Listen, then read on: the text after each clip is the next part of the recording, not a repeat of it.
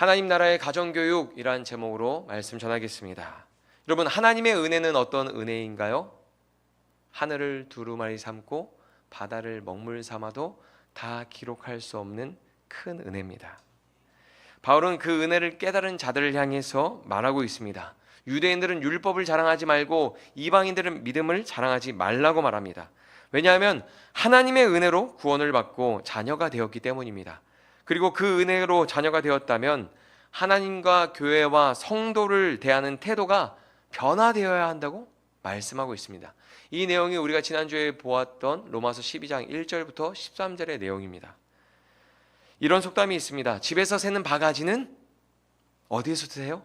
밖에서도 샌다. 여러분, 교회에서 먼저 사랑하지 못하면 교회 밖에서도 사랑하지 못합니다. 교회 안에서 우리 성도들이 서로 연합하고 서로 섬기고 사랑하지 못하면 교회 밖에서도 먼저 축복하고 먼저 인사하고 사랑하지 못합니다. 그리스도의 주권 아래 연합하고 먼저 사랑하는 것이 구원의 은혜를 입은 우리가 드릴 영적 예배입니다. 성도는 하나님의 주권을 따라 그분의 기쁘신 뜻을 이루어 가야 합니다. 바울은 오늘 본문에서 예수님을 믿는 성도, 하나님께 속한 자녀는 세상을 대하는 태도 또한 달라야 한다고 말하고 있습니다. 하나님은 우리에게 복 주시기를 원하십니다. 아멘. 우리가 하나님의 복을 혼자 누리며 배부른 게 아니라 복의 통로가 되기를 원하십니다. 오늘 본문 14절 말씀 우리 같이 읽어보겠습니다. 너희를 박해하는 자를 축복하라. 축복하고 저주하지 말라. 아멘. 하나님은 우리를 축복의 통로로 부르셨습니다. 축복하고 저주하지 말라. 이 말씀만 보면 어렵지 않을 것 같아요. 다른 사람을 축복하는 것, 저주하지 않고 축복하는 것 어렵지 않을 것 같습니다. 하나님의 은혜를 받은 자는 축복하는 삶을 살아야 합니다. 나를 통해서 하나님의 은혜가 흘러가고 그 은혜를 통해서 다른 사람도 은혜를 누려야 됩니다. 하나님이 주신 은혜가 내 삶의 열매를 맺고 다른 사람에게 흘러가야 하는 것이죠. 하지만 너희를 박해하는 자를 축복하고 저주하지 말라라고 말씀하고 있습니다. 그냥 평범한 사람에게 좋은 말을 건넬 수 있습니다. 호의를 베풀 수 있습니다. 하나님의 은혜를 받은 우리에게는 그것은 크게 어려운 일이 아니죠. 그 은혜 안에서 우리가 다른 사람에게 좋은 말을 하고 호의를 베푸는 거 크게 어려운 일 아닙니다. 하지만 나를 박해하는 사람이라면 얘기는 달라집니다. 우린 축복하고 언제든지 기도해 줄 수 있어요. 호의를 베풀 수 있어요. 근데 나를 박해하는 사람이라면 얘기가 달라집니다. 나를 괴롭히고 힘들게 하는 사람을 축복하는 것은 어려운 일입니다. 그런데 이 말씀을 읽는 순간 떠오르는 분이 계십니다. 바로 예수님이죠. 예수님은 박해하는 자를 위해서 기도하라고 가르치셨습니다. 마태복음 5장 44절 말씀 우리 같이 읽어보겠습니다. 나는 너희에게 이르노니 너희 원수를 사랑하며 너희를 박해하는 자를 위하여 기도하라. 아멘. 그리고 예수님은 십자가에서 자신을 박해하는 자들을 위해서 기도하셨습니다. 누가복음 23장 34절 말씀 같이 읽어보겠습니다. 이에 예수께서 이르시되 아버지 저들을 사하여 주옵소서 자기들이 하는 것을 알지 못함이니이다 하시더라. 그들이 그의 옷을 나눠 제비 뽑을세. 아멘. 예수님은 박해하는 자들을 위해서 기도하라고 가르치셨을 뿐만이 아니라 십자가에서 자신을 박해하는 사람들을 위해서 기도하셨습니다. 성경을 보면 예수님과 비슷한 행보를 보인 인물이 있습니다. 바로 스데반 집사입니다. 스데반 집사도 복음을 전하다가 사람들이 던지는 돌을 맞아서 죽어가는 그 순간에도 자기를 박해하는 사람을 위해서 기도했습니다. 사도행전 7장 59절에서 60절 말씀 같이 읽어보겠습니다. 그들이 돌로 스데반을 치니 스데반이 부르짖어 이르되 주 예수여 내 영혼을 받으시옵소서 하고 무릎을 꿇고 크게 불러 이르되 주여 이 죄를 그들에게 돌리지 마옵소서 이 말을 하고 자니라. 아멘. 여러분, 얼마나 급박한 순간입니까? 사람들이 돌을 던지는데 우리가 상상하는 것보다 큰 돌을 던지거든요. 근데 그 돌을 맞는 순간에도 박해한 자들을 위해서 기도하는데 저는 스데반이 그냥 돌을 맞으면서 그냥 주여 저들을 죄를 용서해 주세요 이렇게 기도한 게 아니에요. 그 정신없는 상황에서 지금 스데반이 어떻게 기도하냐면 무릎을 꿇고 기도합니다. 그들을 위해서 간절히 기도하는 거예요. 최선을 다해서. 여러분 돌이 막 날라오고 머리가 쪼개지고 죽는 순간인데 무릎을 꿇고 기도한다니까요. 나를 박해하는 사람을 위해서. 여러분 한국 교회에도 비슷한 행보를 보이신 분이 계십니다. 바로 사랑의 원자탄으로 불리셨던 손양원 목사님이십니다. 목사님의 두 아들을 직접 총으로 쏴 죽였던 안재선이란 청년을 양 아들로 품고 사랑하셨습니다. 그가 재판에서 사형 선고를 받을 때 송양원 목사님은 재판관에게 이렇게 요청하셨다고 합니다. 그를 죽여서 내 아들이 살아 돌아온다면 그렇게 하겠지만 죽여서 무엇 하겠습니까? 그를 사형하지 말고 내게 주십시오. 내가 양아들로 삼아 사람을 만들겠습니다. 그렇게 아들을 죽인 사람을 양아들로 품으신 목사님은 두 아들의 장례식 조의금으로 들어온 돈을 고스란히 원수 구원 감사 헌금으로 하나님께 드렸습니다. 너희를 박해하는 자를 축복하고 저주하지 말라는 말씀은 예수님의 가르침이었으며 예수님이 친히 보여주신 말씀이었습니다. 그리고 예수님을 구주로 믿는 자들 또한 그 길을 걸어갔습니다. 어떻게 그 길을 걸어갈 수 있을까요? 바로 우리의 길이요 진리요 생명 되시는 예수님을 바라보았기 때문에 그 길을 걸어갈 수 있었던 겁니다. 스데반도 손양원 목사님도.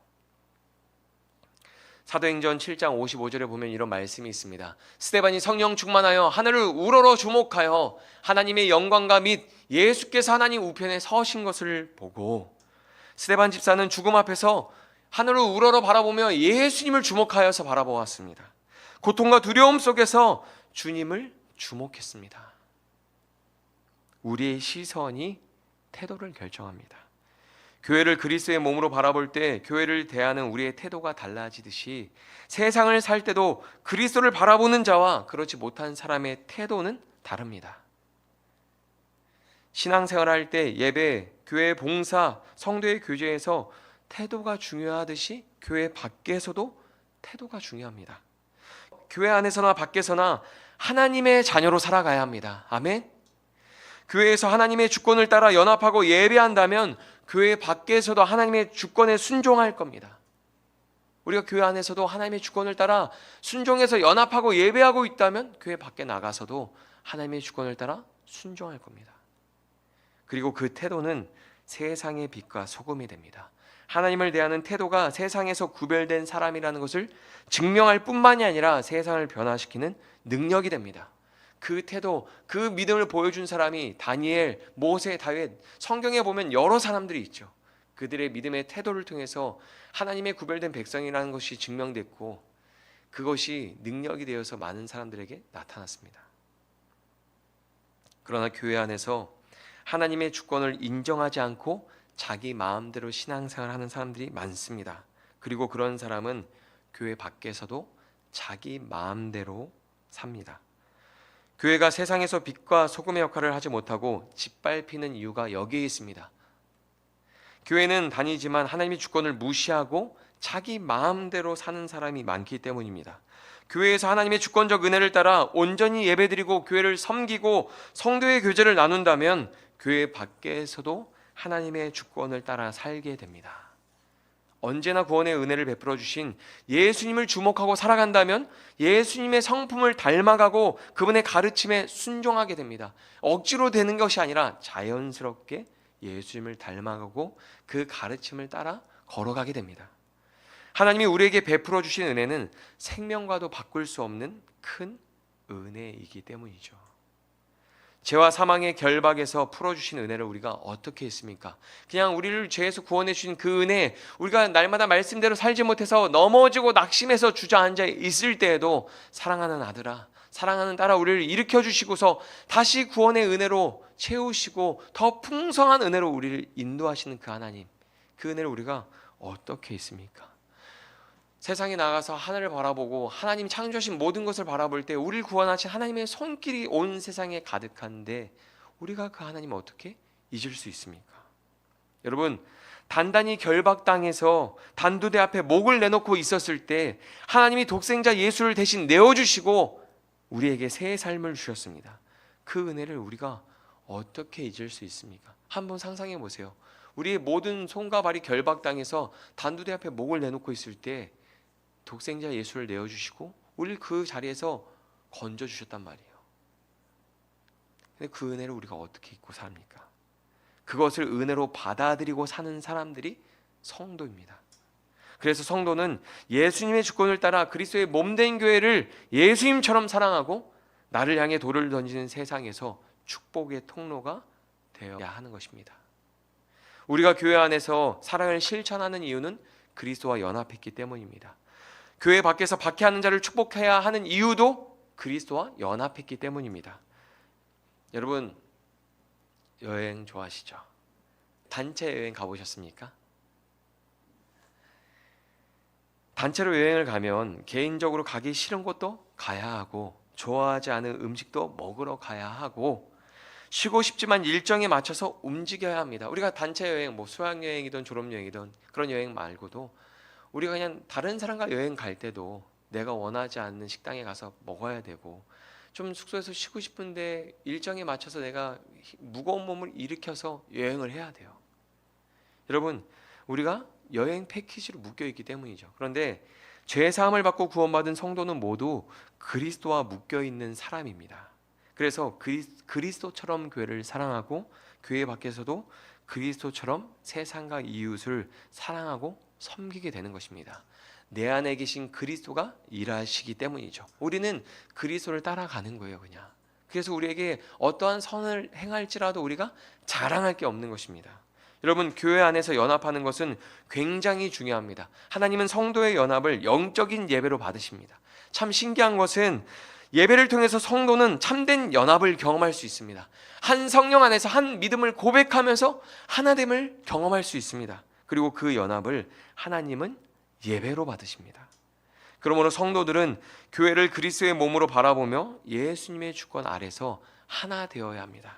그런데 연합은 교회 안에서만 중요한 게 아닙니다. 교회 밖에서도 중요합니다. 오늘 본문 15절에서 16절 말씀 우리 같이 읽어보겠습니다. 함께 읽겠습니다. 즐거워하는 자들과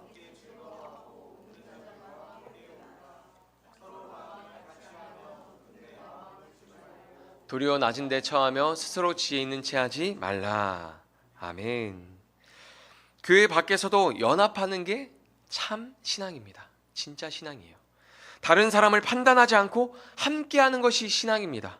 다른 사람이 웃을 때, 즐거워할 때, 행복해할 때 왜 웃지? 저 사람은 왜 저렇게 즐거워할까? 저게 뭐가 재밌을까?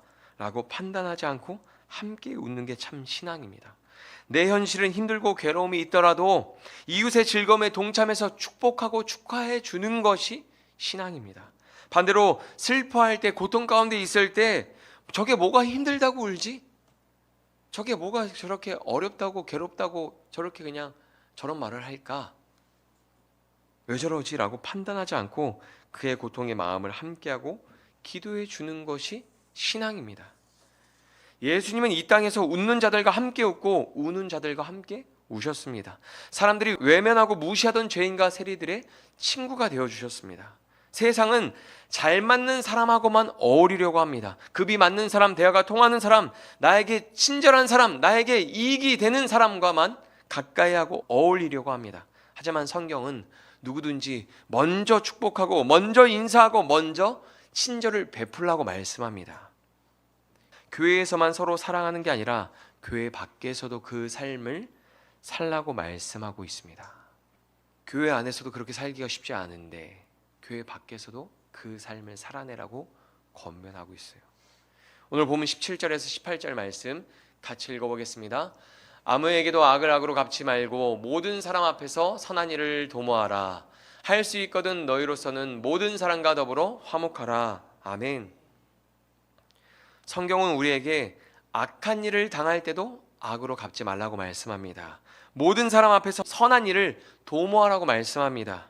여러분, 일반적인 사람과 함께 만나서 어울리는 것은 노력하면 가능합니다. 그렇죠? 살짝 어떤 성격이 다르고 기질이 달라도 노력해서 어울리는 것 가능합니다. 하지만 나를 괴롭히고 힘들게 하는 악인과 화목하게 지내는 것은 어렵습니다. 어렵습니다. 하지만 바울은 그걸 해내라고 말씀하고 있습니다. 원어로 선한 일을 도모하라는 말씀의 의미를 살펴보면 선한 생각이 가득 차서 다른 생각이 들어올 틈이 없는 상태를 말합니다. 저를 한번 보세요. 선한 생각이 머릿속에 가득 차서 다른 생각이 들어올 틈이 없는 상태, 그게 선한 일을 도모하라는 말씀의 의미입니다. 여러분, 우리 생각 속에 어떤 선한 일을 할까, 어떻게 하나님이 기뻐하시는 일을 할까, 그런 생각이 가득 차 있어서 악한 생각이 들어올 틈이 없는 상태, 그렇게 하라는 거예요. 나는 박해를 받아도 축복해야지 라는 생각이 머릿속에 가득 차서 악한 일을 당해도 그 사람을 축복하고 기도하는 겁니다. 여러분, 이게 실제로 가능할까요? 이렇게 다들 살고 계십니까? 아니죠. 그런데 이게 가능합니다. 이게 가능해지려면 선한 일을 많이 생각해야 가능한 게 아닙니다. 딱 한 가지 방법밖에 없습니다. 우리의 구주 되시는 예수님을 바라보는 것입니다. 항상 언제나 모든 상황에서 예수님을 바라보는 것입니다. 히브리서 12장 2절 말씀 우리 같이 읽어보겠습니다. 믿음의 주요 또 온전하게 하신 이인 예수를 바라보자. 그는 그 앞에 있는 기쁨을 위하여 십자가를 참으사 부끄러움을 개의치 아니하시더니 하나님 보좌 우편에 앉으셨느니라. 아멘. 그 예수님을 바라볼 때 모든 것을 참고 견뎌낼 수 있습니다. 예수님을 바라볼 때 선을 행하더라도 낙심하지 않을 수 있습니다. 예수님을 바라보면 악을 행할 수 없습니다. 죄는 하나님의 말씀이 보이지 않을 때 범하게 됩니다. 말씀은 항상 있지만 그 말씀이 보이지 않을 때 죄를 범하는 것입니다. 여러분, 에덴 동산에서 하나님이 금하신 선악과 나무는 동산 중앙에 있었습니다. 아담과 하와가 동산에서 에덴 동산에서 무엇을 하든지 그 하나님의 말씀이 항상 보였고 그들과 함께 했습니다. 어느 곳에서 무엇을 하든지 하나님의 말씀이 보였습니다. 하지만 뱀의 유혹을 받은 하와는 선악과 나무를 하나님의 말씀으로 보지 않고 탐스러운 나무로, 자기의 탐욕을 채워줄 수 있는 나무로 바라보았고 죄를 범했습니다. 여러분, 구원의 은혜를 받은 사람에게는 예수 그리스도가 에덴 동산의 선악과 나무입니다. 세상을 살 때 마음의 중심에 예수님을 품고 예수 그리스도를 바라보며 사는 자들과 그냥 세상을 바라보며 사는 사람들의 태도에는 큰 차이가 있습니다. 성도는 교회의 머리 되시는 그리스도의 주권을 인정하고 순종하는 삶을 살아야 합니다. 교회 안에서나 교회 밖에서나 오직 예수 그리스도를 바라보고 주를 위해서 살아야 합니다. 로마서 14장 7절 8절 말씀 우리 같이 읽겠습니다. 우리 중에 누구든지 자기를 위하여 사는 자가 없고 자기를 위하여 죽는 자도 없도다. 우리가 살아도 주를 위하여 살고 죽어도 주를 위하여 죽나니 그러므로 사나 죽으나 우리가 주의 것이로다. 아멘. 여러분, 우리 가운데 예수님을 믿는 사람들 가운데 하늘을 두루마리 삼고 바다를 먹물 삼아도 기록할 수 없는 그 하나님의 은혜를 받은 자들, 그 사람들 가운데 자기를 위해서 사는 사람은 단 한 사람도 없습니다. 살아도 주를 위해서 살고 죽어도 주를 위해서 죽습니다. 성경은 그 은혜를 받은 자들에게 이렇게 말합니다. 할 수 있거든 모든 사람과 더불어 화평하라. 여기에서 모든이라는 단어가 중요합니다. 이 단어에는 많은 의미가 함축되어 있습니다. 원어로 보면 항상, 매일, 언제나, 누구든지 더불어 화평하기를 힘쓰라고 말합니다.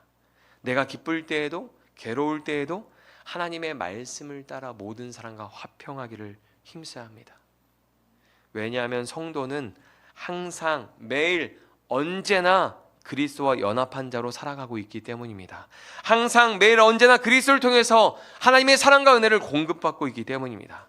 우리는 그리스도의 주권 아래서 그리스도와 연합한 자로 세상을 살아가야 합니다. 내 원칙, 내 성격은 중요하지 않습니다. 과거에 내가 어떤 사람이었는지 중요하지 않습니다. 그것이 주를 위해서 필요합니까? 나의 원칙, 내가 그동안 갖고 있었던 나의 원칙이 내 성격을 주장하는 것이 그것이 주를 위해서 필요합니까? 그것이 하나님 나라를 위해서 필요한가요? 하나님이 주신 은혜를 따라 마음을 새롭게 하고 태도를 바꿔야 합니다. 하나님을 대하는 태도, 교회를 대하는 태도, 성도를 대하는 태도를 바꿀 뿐만이 아니라 이 세상을 대하는 태도가 바뀌어야 됩니다. 악인에 대해서 이야기하던 바울은 더 나아가 원수에 대해서 말합니다. 원수에게도 선을 행하라고 말씀합니다. 왜 굳이 원수를 용서하고 축복하며 선을 행해야 할까요? 악인한테 내가 호의를 베풀고 선을 행해도 잘하는 거잖아요. 박수 쳐주고 박수 받아야 될 일이잖아요. 근데 성경은, 바울은 거기서 더 넘어가서 원수에게조차도 선을 행하라고 말하는 거예요. 오늘 본문 19절에서 20절 말씀 같이 읽겠습니다.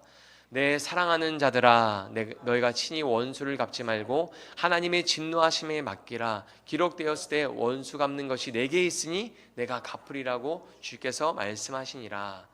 네 원수가 줄이거든 먹이고 목마르거든 마시게 하라. 그리함으로 네가 숯불을 그 머리에 쌓아 놓으리라. 아멘. 여러분, 이 말씀이요, 신앙생활 하다 보면은 그냥 이렇게 한 귀로 들어와서 이렇게 흘러갈 때가 있는데 어느 순간 이게 흘러가지 않고 여기처럼 비수처럼 꽂힐 때가 있어요. 이 말씀만 아니면 내가 신앙생활 좀 즐겁게 할 텐데, 가볍게 할 텐데, 원수를 사랑하라고, 용서하라고, 선을 베풀라고, 이 말씀이 소화가 잘 안 되죠. 여러분, 하나님은 원수 갚는 것은 내게 맡기라고 말씀합니다. 원수를 갚는 것을 누구한테 맡기라고 말씀하세요? 내게 맡기라고 말씀하십니다. 원수는 내가 갚을 때니 심판은 내게 속한 것이니 내 주권에 맡기라고 말씀합니다. 악인을 미워하고 악을 갚는 것은 우리의 역할이 아닙니다. 우리의 손에서 떠나보낸 일이에요. 하나님의 은혜와 긍휼을 입은 자녀로 선을 행하는 것이 우리의 역할입니다. 이건 정말 어려운 일입니다. 사람들과 화목하게 지내는 거 노력할 수 있습니다. 나한테 불친절하고 악한 사람에게도 하나님이 주신 그 크신 은혜를 생각할 때는 눈 질끈 감고 선을 행할 수 있을 것 같아요. 그런데 원수라면 달라집니다. 내 인생을 망치고 망가뜨린 사람에게 선을 행하는 것은 쉽지 않은 일입니다. 하지만 성경은 우리에게 그것을 요구하고 있습니다. 내 인생의 모든 주권을 우리의 구원자 되시는 주님께 온전히 맡길 때 원수에게 선을 행하는 것이 가능해집니다. 내 주장, 내 생각, 내 의를 내려놓지 못하면 원수를 사랑할 수 없습니다. 누군가 우리에게 잘못했을 때 꿀밤을 한 대 때릴 수 있는 권한을 준다면 내가 때리는 게 이득일까요? 아니면 하나님이 대신 때려주는 게 이득일까요? 여러분한테 원수가 있어요. 머릿속에 있는 그분들요. 그분을 이제 꿀밤 한 대 때릴 수 있다고 우리가 가정해 봅시다. 그러면 내가 때리는 게 속 시원해질까요? 아니면 그게 하나님한테 맡겨서 하나님이 때리는 게 더 제가 봤을 때는 타격감을 느끼고 싶은 사람이 있을 것 같아요. 하나님이 때려주는 게 더 좋지만 그래도 나도 옆에서 맞아요. 여러분, 근데 이제 아마도 내가 때리는 것보다 하나님이 때려주시는 게 더 큰 이득일 것 같아요. 그런데 이 말씀이 그런 의미로 말을 하고 있는 건 아니에요. 조금 다른 의미에서 하나님은 원수 갚는 것을 내게 맡기라고 말씀하시는 겁니다. 여러분, 옛날에 드라마를 보면 사랑하는 사람과 결혼할 때 꼭 이런 멘트를 하는 게 있었죠. 내가 당신 손에 물 한 방울 안 묻히게 해줄게. 내가 당신 손에 평생 물 한 방울 안 묻히게 해줄게. 이런 멘트를 하는 드라마 보신 적 있습니까? 혹시 이런 멘트를 직접 들어본 적 있으세요? 이게 무슨 뜻입니까? 고된 일은 내가 할게, 이런 뜻이죠. 아니면 백마탄 완장님처럼 돈이 많아서 대신 청소하고 설거지 해줄 분이 있는 거죠. 결혼하면. 여러분, 너희가 친히 원수를 갚지 말고 내 진노에 맡기라 라고 말씀하는 그 말씀은 사랑하는 자녀에게 물 한 방울 안 묻히게 하려는 하나님 아버지의 마음입니다. 이걸 잘 생각해 보셔야 돼요. 원수 갚는 것을 내가 맡기라.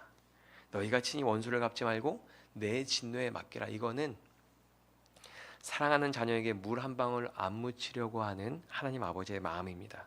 독생자 예수를 내어주고 얻은 보배롭고 존귀한 자녀의 손에 더러운 거 묻히기 싫어서 하나님은 네 원수는 내가 갚아줄게 라고 말씀하시는 겁니다.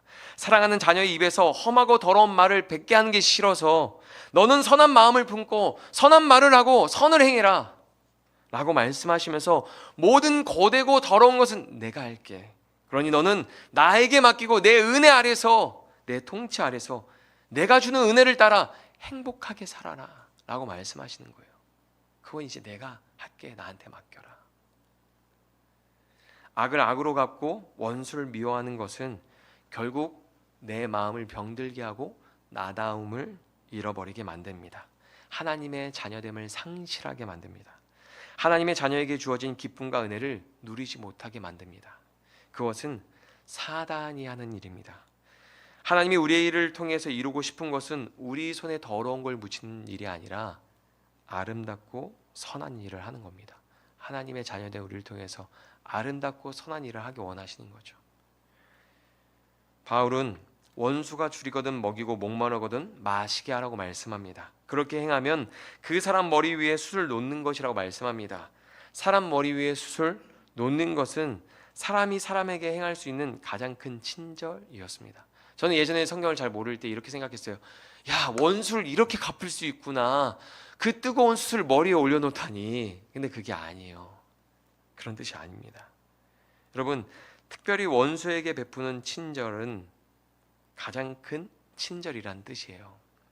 광야 생활을 할 때, 광야에서 청막 생활을 하잖아요. 그때 불이 꺼지지 않도록 해야 했습니다. 불이 꺼지면, 실수로 불이 꺼지면 밤이 되었을 때 추위 속에서 고통을 겪어야 했기 때문이죠. 그래서 숯불을 계속 유지해서 불이 꺼지지 않도록 유지해야 됐습니다. 우리 연탄을 갈아보신 분들은 기억하실 거예요. 연탄을 갈 때 불이 다 꺼지면 불 붙이기 어렵죠. 번개탄이 있을 때는 쉬웠지만 그 전엔 진짜 어려웠거든요. 이게 그것처럼 천막 생활을 광야에서 할 때 숯불이 꺼지지 않게 해야 되는데, 숯불이 꺼지면 불을 붙여야 될 숯불이 필요하잖아요. 근데 그것을 나눠주는 거예요. 가장 큰 친절을 베푸는 거죠. 그리스도인은 인생의 추위를 겪으며 고통을 당하는 사람을 보면 그 고통을 외면하고 지나가면 안 됩니다. 그리스도인은 언제나 할 수 있는 가장 큰 호의를 베풀며 살아야 합니다. 왜냐하면 그 친절은 사람의 마음을 두드리고 잘못을 돌이키게 하기 때문입니다. 그리고 그렇게 되지 않더라도 우리는 낙심할 필요가 없습니다. 우리의 모든 행위를 하나님이 보시고 갚아주시기 때문입니다. 우리는 예수님을 주님이라고 부르죠. 나의 주인이라고 고백하지만 예수님과 상관없이 내 마음대로 살 때가 많습니다. 내가 좋으면 하고 내가 싫으면 하지 않습니다. 하나님의 주권 아래서 순종하며 연합하고 사랑하고 선을 베풀어야 합니다. 왜 우리가 끝까지 선을 놓지 않고 선을 행하는 삶을 살아야 할까요? 왜 악을 악으로 갚지 않고 선으로 악을 이겨야 할까요? 하나님께서 우리를 예수님처럼 축복의 통로로 사용하고 싶어 하시기 때문입니다. 진짜로 우리를 자녀 삼으시고 자녀처럼 여기시기 때문인 거예요. 우리의 삶을 통해서 많은 사람이 죄를 회개하고 하나님께 돌아오기를 바라시기 때문입니다. 그래서 예수 그리스도의 십자가 사랑과 은혜를 우리 마음에 새기고 우리를 이 세상에 심으시는 겁니다. 하나님 아버지는 하나님의 자녀를 박해하는 세상에서, 하나님의 자녀를 괴롭히고 힘들게 하는 세상 속에서 하나님의 자녀다움이 망가지지 않고 사랑받은 존귀한 자녀로 살기를 바라십니다. 마태복음 24장 12절을 보면 이런 말씀이 있습니다. 불법이 성함으로 많은 사람의 사랑이 식어지리라. 누가복음 18장 8절에 보면 이런 말씀이 있습니다. 인자가 올 때 세상에서 믿음을 보겠느냐. 여러분, 사랑이 식어가는 세상입니다. 믿음을 찾아보기 어려운 세상입니다. 이 세상을 살아갈 때 나를 위해서 십자가를 지신 예수님을 바라보십시오. 내가 아직 연약하고 죄인 되었을 때 나를 사랑하신 예수님을 바라보십시오. 사랑이 식어가는 세상에서, 그 험한 세상에서, 믿음을 찾아보기 어려운 그 세상에서 하나님의 놀라운 사랑과 은혜를 입은 자녀요, 그 자녀됨을 상실하고 잃어버리지 말고 그 예수님을 바라보면서 내가 어떤 사랑을 받은 존재인지 잊어버리지 말고 하나님의 존귀한 자녀로 세상을 사십시오. 하나님의 놀라운 사랑을 받은 자로 이 세상을 살아가십시오. 세상에서 길을 잃고 방황하지 말고 그리스도의 사랑의 흔적을 남기며 살아가십시오. 먼저 축복의 말을 건네고 누군가를 용서하고 박해한 자를 위해서 기도하십시오. 우리의 삶을 통해서 이 땅에, 사랑이 식어가고 믿음이 사라지는 이 땅에, 이 황폐한 땅에 하나님의 영광이 가득해지기를 소망합니다.